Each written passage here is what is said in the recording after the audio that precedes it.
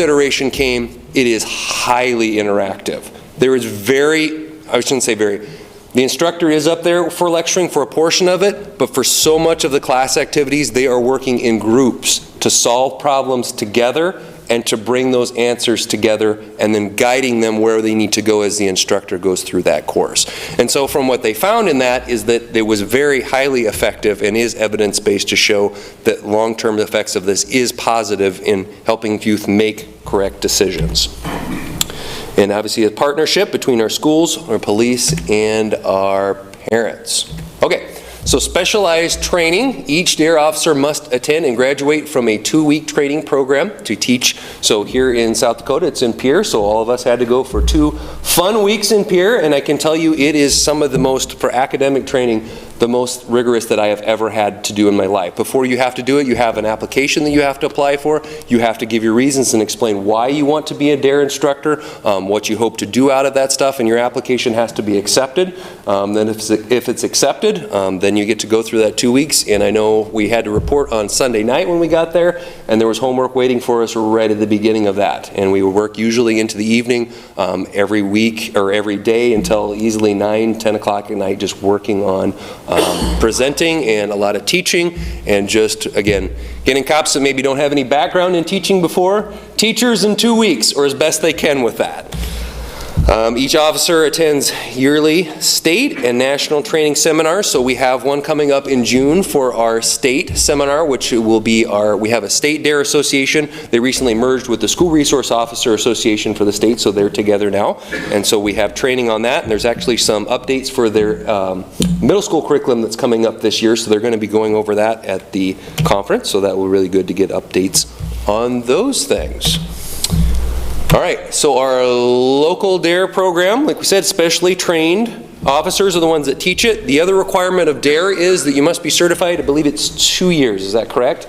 2 years you have to be certified. So the idea behind D.A.R.E is that they don't necessarily want some green officer or somebody that's in here that doesn't have that experience and background and had those things that they've seen, right? So they want somebody that's bringing that experience to there. So a minimum of 2 years trained and certified before you can even apply to be a D.A.R.E officer. Joint cooperation between our local police and sheriff's office, working with our school district, and it's taught in schools that request the program. So we don't go into here and say, hey, we need to bring D.A.R.E into it's the school system's requesting it, and they bring D.A.R.E into their program. Taught in over 26 million students, taught yearly throughout our country. Okay, so our D.A.R.E funding comes from many different sources. Whoops. That we have in here. City budgets, school budgets, service groups, fundraising events, private donations. Primarily, a big part of what D.A.R.E's budget is obviously in the officers, right? Providing the officer salaries for them to be able to go and to do that. So that's a big part of what this is contributed to. However, we have had a great partnership with the United Way, and the United Way has been fantastic for us in supporting us many years now. And the funds from the United Way help us pay for the t-shirts that we're able to get to the kids at graduation. So we're very thankful for the partnership that we have with them, as well as some other fundraising areas and other places that we have to receive those funds. So I'm going to turn it over to Officer Pileshi and let him come up and kind of get into the nuts and bolts of what our D.A.R.E 2.0 program is and how it works. Good afternoon. My name is Sergeant Joe Pileshi from UPD. I'm going to be kind of talking to you just a little bit more about what we teach our elementary and middle school children in the 5th and 6th grade. If you heard, we talked a little bit earlier about how it was revamped. I had the pleasure of going through the D.A.R.E program in the 90s and early 2000s before it was revamped, and do remember the nice little display they had of meth pipes, bongs, and drugs. And that was very interesting, being just as an elementary school student, looking at stuff that you have no idea what it's about, and you're learning something that you have no idea what you're going to face in the future in the form of drugs and alcohol. So when they revamped the program, they thought more of how can we teach our youth proper decision-making skills so they can be prominent members of society. And that is pretty much what we focus on as D.A.R.E instructors. When decision-making skills such as simple preferences or wise choices, We help them make those choices for themselves so they can better themselves to be those good members of the community all together. We do talk still about drugs and alcohol, but it's not to the extent of what it used to be. We give them statistics, and we focus more on, hey, how can you make that decision to say no? And so you can realize that this is not a healthy choice for you or your community, so you can live the best life you can while helping others do the same.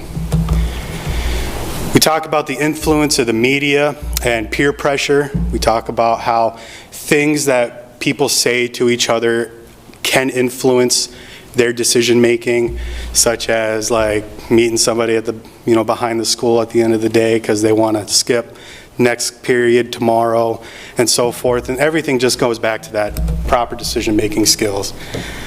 Resisting a peer pressure and ways just to stay in charge of their lives.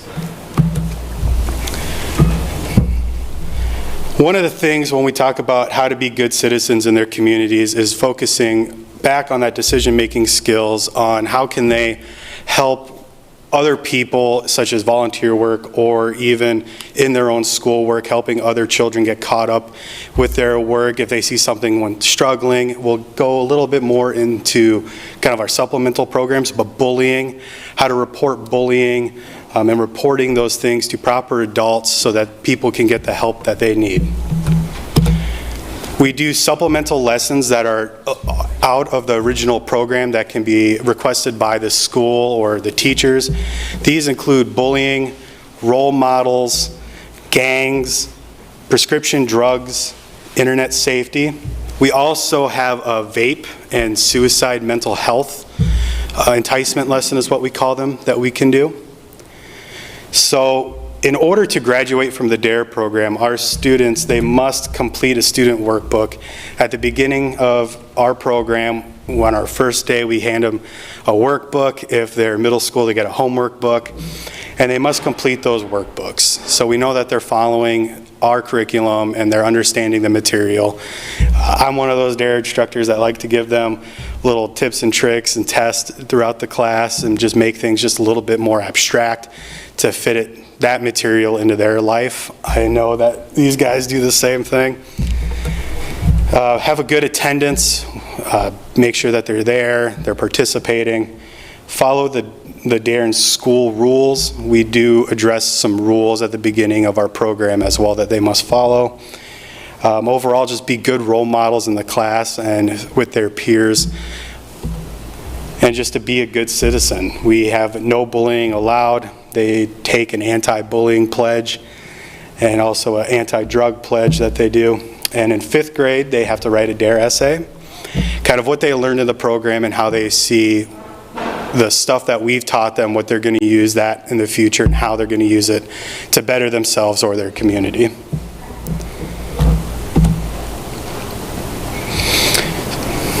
This still me right? Okay, right on. So when we do our program, we do have a graduation. When they fill out their essays, they hand in their essays, and the D.A.R.E officers here, we review those essays and we get to pick out one that stands out the most. For those students, we do provide them some awards or some benefit with that.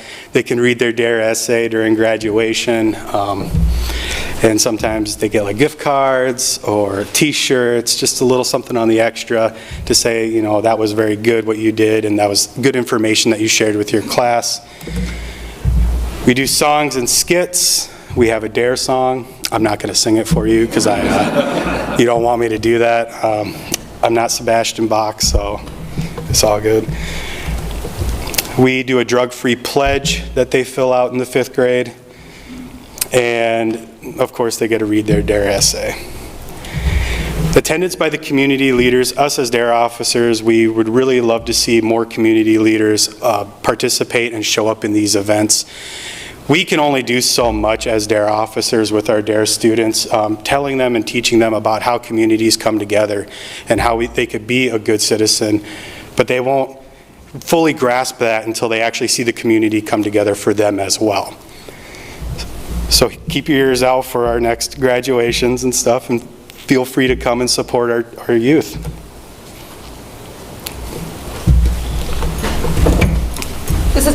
This is Shannon. Hi, I'm Deputy Shannon Kamala. I've been a D.A.R.E instructor for, this is my 3rd year now.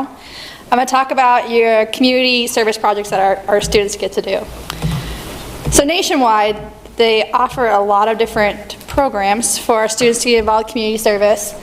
Here in Clay County, during our 10-week program, it starts here next week, it goes to the end of April, we encourage our students to participate in the polar plunge, either if they want to donate and come watch kids jump into the plunge, or watch the officers that are teaching D.A.R.E this year jump in the water with me, potentially. Last year I actually had students who actually went out and fundraised and then jumped themselves, and I teach at the St. Agnes school here in town. So I had 2 kids that raised money and jumped, and that was their community involvement. Those same two kids also encouraged their classmates to run in the torch run this year as well. So we had some of the 5th graders there running when we did that program. D.A.R.E gives a lot of opportunities to our students. Locally, we are working on trying to build some relationships with different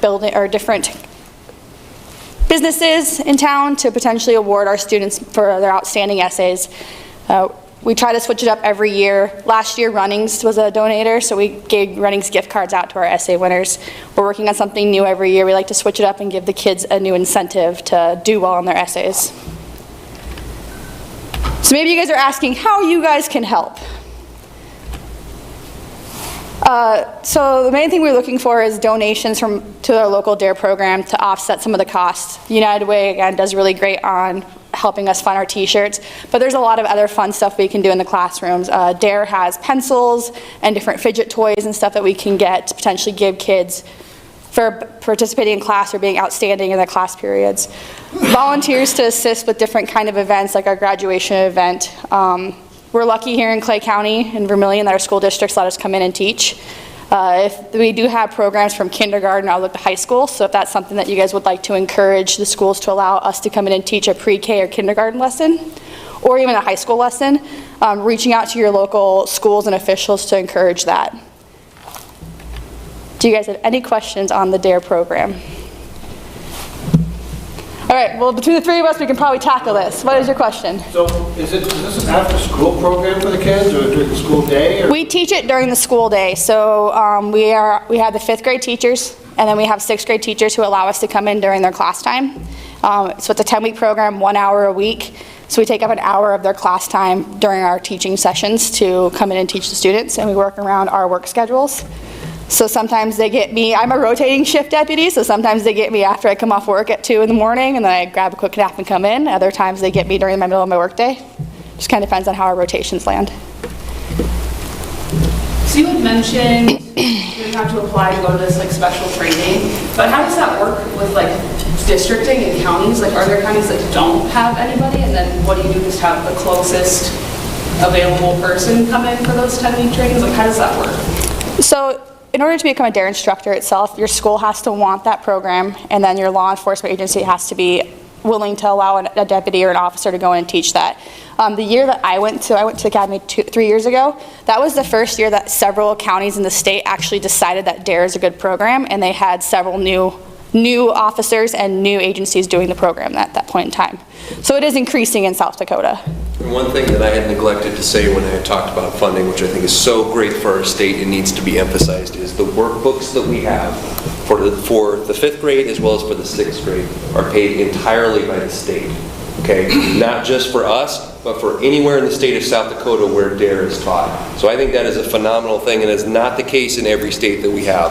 But in the state of South Dakota, they have prioritized D.A.R.E, and they provide the funding for that, which is an amazing asset. They also pay for South Dakota law enforcement officers to go to this training, so that the agencies are only really paying for their salary there. They provide room and board and the cost of the class. And looking at other classes, I mean, that could be upwards of like $500 per officer just to go to the training on top of their lodging and food expenses. So the state is very, very beneficial in allowing any community in any state that wants to, school that wants to do it, to have the ability to send officers to it. Any other questions that we can answer? So the D.A.R.E program is only for certified officers? You can't have volunteers or, you know, just this would be a good program to have? So So in order to teach the D.A.R.E program, you have to be a certified law enforcement officer, just because it's stuff that we get experience on our day-to-day job that we can then bring in real stories to kind of supplement to the impact that this is going to have on these children. We do like to have volunteers come in on different events that we try to host. We're working on getting some of those back up again to potentially show the community involvement to these kids, and so they understand the impact behind it. All right, well, thank you both, all three.